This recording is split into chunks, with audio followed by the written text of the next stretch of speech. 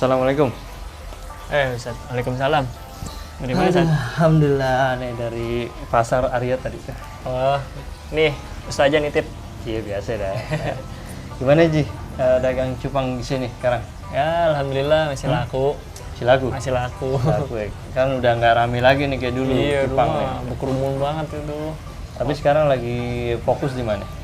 Sekarang sih lagi fokus ngembangin di toko ikan hias kita bikin. Ikan hias, apa aja itu ikan hias ya? Ikan hias sih model-model sekarang ada kayak lohan, palmas, Iya. dan lain-lainnya dah, gapi. Mantap dah ya sekarang ya. Iya. Nah terus apa lagi? Pakan lagi pakan?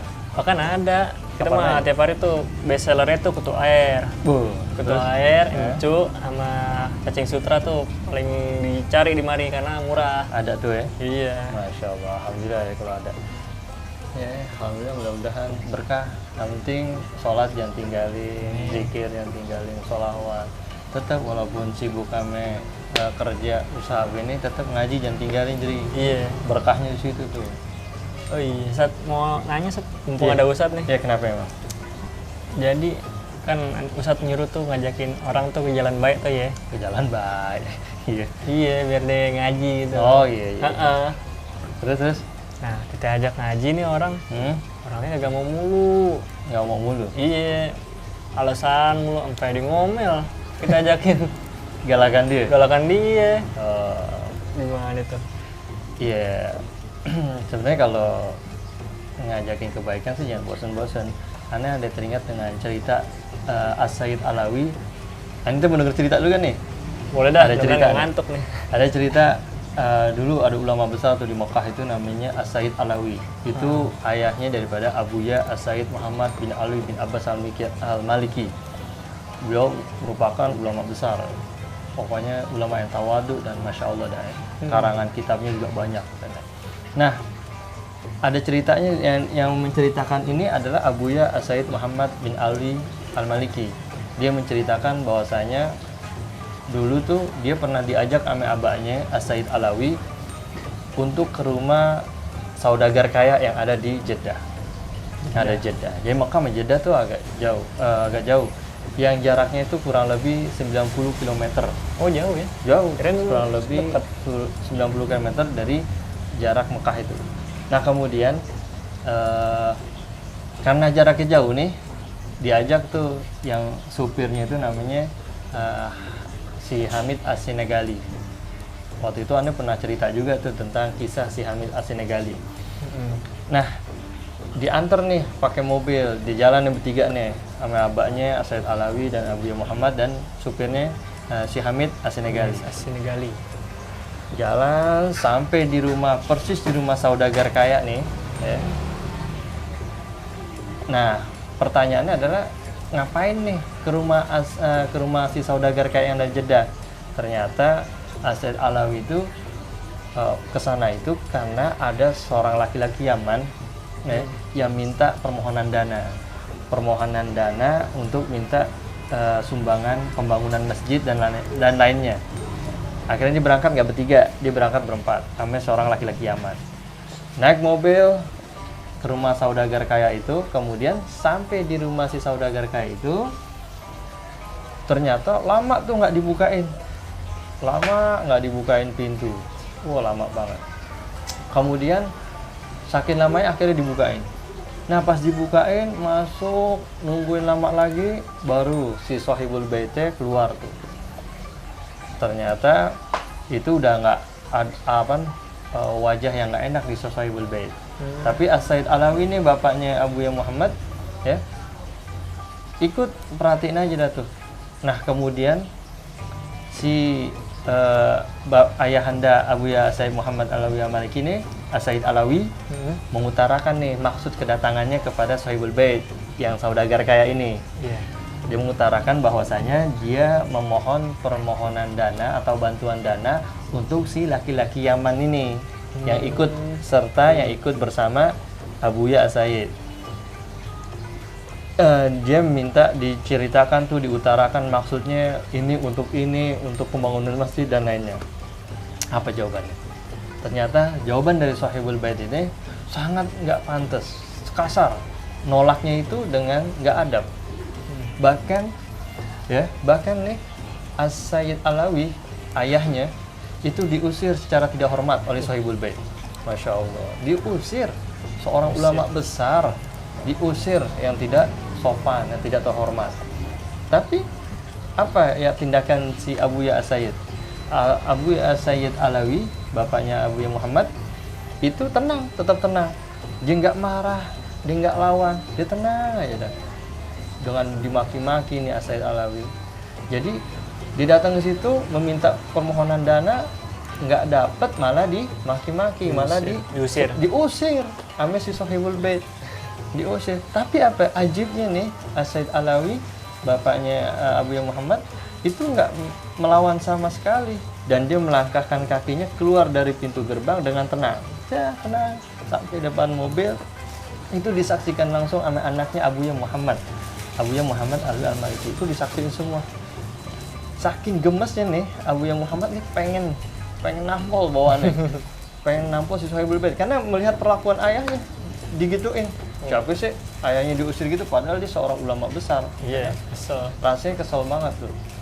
Tapi apa? Tapi tindakan dari si Al-Habib Abuya Muhammad, tindakannya itu langsung dicegah ame si abaknya.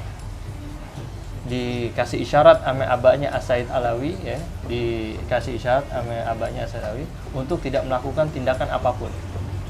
Dah, tenang.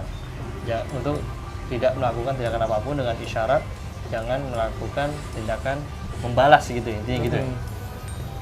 Pulang dah tuh nih As-Sayyid Alawi ame Abuya Muhammad pulang. Nah, ketika pulang, nih Abuya Muhammad protes dong, nanya nih. Ibaratnya penasaran. Bahasanya gini dah, bahasa kamu gitu. Mbak, kok diem aja sih digituin gitu. Iya. Mbak, kok diem aja? Lawan dong ini. Lawan dong. Gemes nih. Kalau nggak berani tar kita yang mukul gitu ya. Bahasanya gitu dah, bahasa remannya dah. Tapi As-Sayyid Alawi Masya Allah, karena dia memang orang yang berilmu dan bijaksana, jawabannya apa? Aneh yang salah. Orang ini sebenarnya pelajaran juga nih. Orang ketika lagi dalam keadaan emosi dan mereka melihat perlakuan dari ayahnya atau orang yang kita cintai digituin, tapi ketika orang yang digituin ngomongnya aneh salah, kita gimana? Gak jadi marah. Tapi kalau orang kita nih dihina, di apa? Bawaannya mau curhat aja. Lu tahu gak? Tadi gua digituin. Kita pulang lagi, kita bahas lagi nih.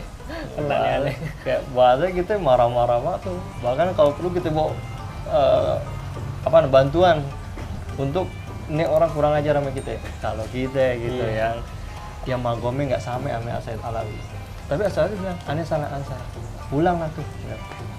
Kemudian selang beberapa hari nih, nggak lama, nggak butuh berminggu-minggu, nggak seminggu, cuman beberapa hari doang. Ini abaknya ngajakin Abuya Muhammad lagi nih, untuk pergi ke rumah itu lagi, ke rumah si saudagar kaya lagi. Gimana? Kita pernah dimaki-maki, pernah dihina sama seseorang, besoknya baik lagi, rasanya empet gitu. Kagak dah gitu. Kagak dah. Karena sifat patuhnya pada ayahnya, karena sifat patuhnya pada abaknya, akhirnya iya. Ya udah, oke. Kita berangkat. Setelah berangkat, tapi kali ini dia nggak bersama sama laki-laki Yaman. Dia berangkat dengan bertiga aja sama sopir. Berangkat sampai ke rumah si saudagar, apa yang dilakukan sama si Sohibul Bait? Langsung disambut dengan gembira, dengan riang gembira. Dibukain pintunya, suruh masuk, mobil itu disuruh masuk sampai lobi utama. Bahkan yang bukain itu Sohibul Bait yang kemarin maki-maki, dibukain, dikasih masuk kamar VIP. Di kamar VIP, ruang tamu yang khusus, yang benar-benar tuh tempat untuk orang-orang kalangan kedudukan tinggi. Duduk tuh situ. Setelah nyaman, baru si Abuya As-Sayyid Alawi mengutarakan maksud kedatangannya. Beliau mengatakan, maksud kedatangan anak ini sama dengan kedatangan yang pertama. Memohon dana untuk bantuan orang Yaman yang sedang membangun masjid dan lainnya gitu. Apa jawaban si Sohibul Bait? Wahai As-Sayyid, wahai tuanku, wahai guruku, ya, dengan kalimat yang takzim, Masya Allah, ini si Abuya As-Said Muhammad bingung. Ini kok jadi begini ya? Kemarin dimaki-maki, sekarang kok ditakzimin. Disaksiin dulu nih, sama Abuya Muhammad disaksiin dulu.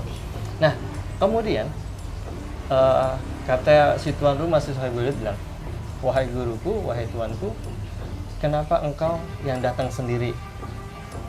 Kalau engkau datang dengan menyuruh seseorang untuk datang kemari, asal engkau yang suruh, pasti aku kabulkan permintaan. Pasti aku kasih. Masya Allah, kaget Abuya Muhammad. Kok jadi begini ya? Padahal selang waktunya nggak lama gitu. Nggak lama, nggak beberapa minggu, cuma beberapa hari doang datang lagi. Nah kemudian, bukan dikabulkan aja tuh permintaan daripada si As-Said Alawi, tapi si As-Said Alawi Al-Maliki ini ayahandanya dikasih sebuah hadiah khusus buat dia. Dikasih hadiah khusus. Jadi bukan bantuannya tapi dikasih hadiah juga. Iya. Masya Allah. Nah sampai pulang datu dengan riang gembira, dengan takzimnya, penghormatan yang begitu mulia oleh Sahibul Bait. Ini Abuya Muhammad penasaran nih, kok bisa kejadian kayak gitu? Padahal waktu pertama dia mendapat sikap yang nggak enak, sekarang mendapat sikap yang dimuliakan, yang ditakzimkan, dan Masya Allah. Akhirnya penasaran Abuya Muhammad nih, langsung dikeluarkan undang-undang kayak kepada ayahandanya. Bahasa kita nih, Mbak, kok bisa kayak gini ya? Padahal kemarin kita digituin, kok sekarang kok dihormatin? Iya. Apa jawaban dari ayahandanya, As-Said Alawi? Wahai anakku, katanya, begitulah manusia. Ada pasang surutnya. Ada pasang surut. Iya. Bisa jadi kedatangan pertama kita itu dia lagi banyak problem. Sekarang udah selesai problemnya. Nah, bisa jadi nih, atau mungkin pertama waktu kita datang itu dia lagi nggak ada harta, lagi ya tipis lah, bahasa lagi bokeh, ya, lagi nggak punya duit gitu. Nah, bisa jadi sekarang lagi mendapatkannya, ya. Atau mungkin waktu pertama kita datang dia lagi nggak mendapatkan hidayah dari Allah Subhanahu Wa Taala. Nah, sekarang dia dapat tuh hidayah dari Allah Subhanahu Wa Taala. Jadi pesan di sini adalah kita jangan pernah bosan-bosan untuk melakukan kebaikan. Terlebih kebaikan itu untuk orang lain, untuk kebaikan orang lain. Selama itu masih ada pahala, terus jangan pernah bosan. Karena manusia ada pasang surutnya, dan bisa jadi hidayah Allah Ta'ala itu belum turun pada hari waktu kita ngajak, ingetin gitu ya. Nah, dari cerita ini ada nggak yang inti bisa ambil hikmahnya? Iya, berarti ya begitu dah saat kita tadi dah. Nanti kita nggak boleh sampai maksa gitu ya. Iya. Jadi kita jangan bosen. Iya, terus ngajak gitu. Ngajak. Jadi tetap kita ngajak selama itu mendatangkan pahala, selama itu untuk kebaikan itu orang, kebaikan orang lain, bukan untuk diri kita ya. Itu terus kita jalan. Bisa jangan kita buat kita lapang dada tuh. Bisa jadi hari pertama dia nggak mau ngaji nih, yang buat kasus inti tuh bisa jadi dia belum dapat hidayah. Insya Allah besok inti ajakin lagi, atau enggak atur waktunya, jangan besokannya lagi inti ajak lagi. Kalau ngaji tiap minggu besok ajakin lagi. Bisa jadi ya gara-gara ajakan kita tuh di suatu saat di hari-hari berikutnya dia mendapatkan hidayah dari Allah Ta'ala. Kan nggak tahu. Intinya kita jangan pernah bosan, jangan pernah putus asa. Kebanyakan nih kasus dari inti nih banyak. Karena kita udah ngajakin teman-teman kita, udah bawa diri aja. Padahal itu bahaya.